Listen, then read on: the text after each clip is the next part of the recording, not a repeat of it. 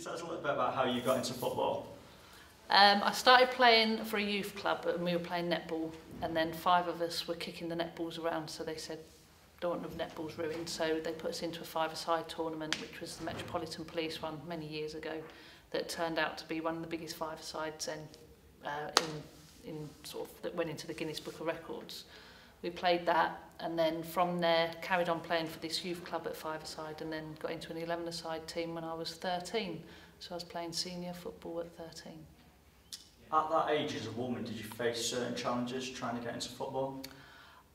I didn't have any challenges because there was enough clubs around, and there was one local for me to get into, which was brilliant. It was like a work side that my dad's friend worked for, so they would welcome me with open arms. And then from there I joined Friends of Fulham, which again was quite local to me, and was back in the 80s. Was probably us and Doncaster Bells were 2 of the real successful sides at the time. So yeah, so in terms of challenges, I've never really faced any challenges. I've always moved quite seamlessly through my career, which has been good. And how do you think women's football is progressing at the moment? I think it's certainly progressing, very well. We had a real kick, didn't we, back when in about 2004 to 2005, when the game kind of exploded a little bit. I think we plateaued a little bit, and I think now's the time with the Euros to really pick up on the momentum again.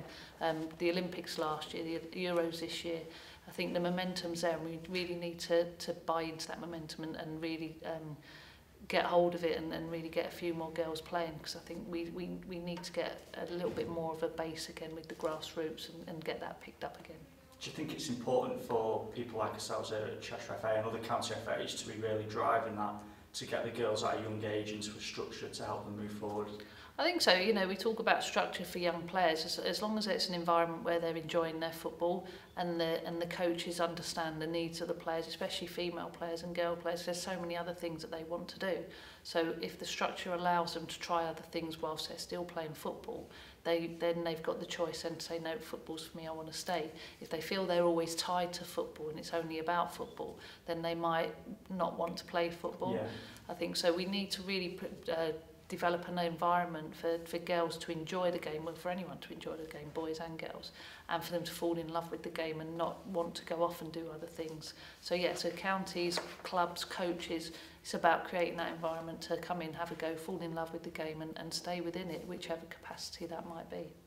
And from that point of view also, maybe in the schools as well, they're in that environment where they've got the opportunity to have the education on one side, but also dipping in and out of the sport, to have specific women's football within schools. Yeah, definitely. And the FA Tesco Skills Programme will play a big part now, because it's gone nationwide.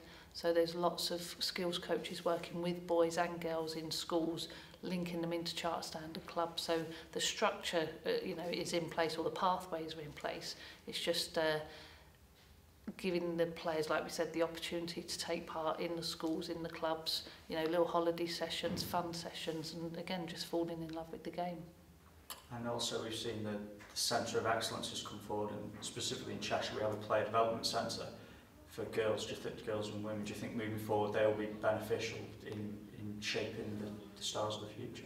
I think so, yeah, and I think also with the girls now being able to play up to under 14 in mixed football, we shouldn't lose sight of the amount of girls that are playing in mixed football and the talented girls that are playing there. And they may not be in the PDCs and in the centres of excellence at the moment, because that's the environment that they enjoy. It's a group of players that they probably played alongside for quite a while. So the PDCs and centres of excellence, yes, they'll shape the pathway, but we shouldn't neglect that there's a lot of girls out there playing in mixed football, and that's a great part of their development, because they're probably challenged to their needs. Other girls will be challenged within needs playing in girls-only teams. So yes, centres of excellence and PDCs are part of the pathway, but let's not forget the girls that are out there playing mixed football as well.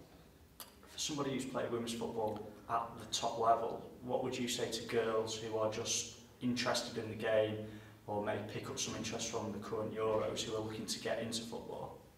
I'd say just have a go, and I was quite fortunate. Like I said, I didn't have any real challenges or any barriers, and was never met with any cynicism or anything about me playing. So I would just say to the girls, look,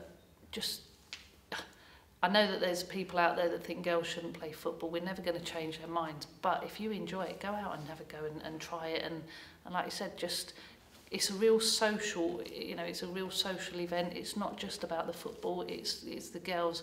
My best friends, I've been best friends since I started playing football when we were 11. And, we're sort of like years on down the line now, and we're still best mates. And that's the social side that you get from women's football as well. So have a go. Enjoy it if you can, and again, coaches, clubs, create that enjoyable environment, and just see if you fall in love with the game. And if you don't like the playing, then but you like football, can you be involved as a referee, as a volunteer, in any capacity, as a coach, anything? Just get involved.